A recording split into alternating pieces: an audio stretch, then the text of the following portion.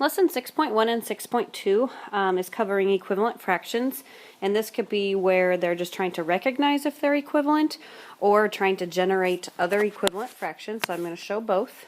The first example is generating equivalent fractions. One way to do this is you could simplify. So if I see 4/6 and I know that I can make this smaller, I see that 2 goes into both, I could divide and get 2/3. Therefore, these two fractions are equivalent because I did the same thing to the numerator and the denominator. Or you can multiply simply by choosing any number. I can multiply by 2, I can multiply by 3 or triple it. So I'll show you by 3. I'm going to triple 4/6, and so I'm going to get 12/18. Again, these two fractions are equivalent because we did the same thing to the numerator and the denominator. More examples. 1/5. I can choose whatever I want. Maybe I want to come up with an equivalent fraction that's 5 times greater. So I multiply 1 times 5 is 5, and 5 times 5 is 25. These two fractions are still equivalent because I did the same thing to the numerator and denominator. I can multiply times 10 and get 10/60. You can truly choose whatever number you want, but again, these are equivalent. Then you're going to have to be able to tell me if they are equivalent or not.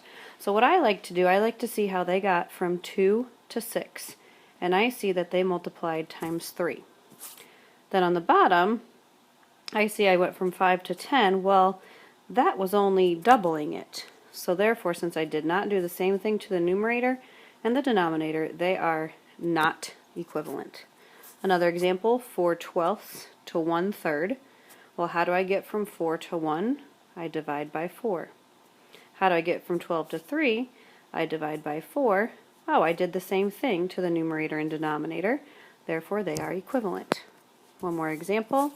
Well, I know I can't make 5th be 2 over here, but I do see that I can make 8.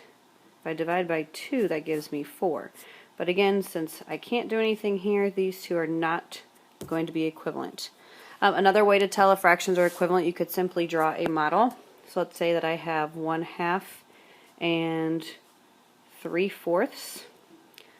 I tell them to draw a model, a rectangle, where my first model will be 1/2.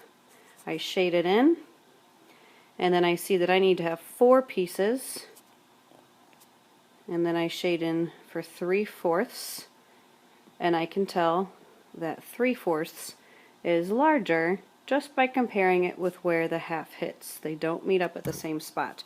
So if you absolutely have to draw a model, you could do that as well.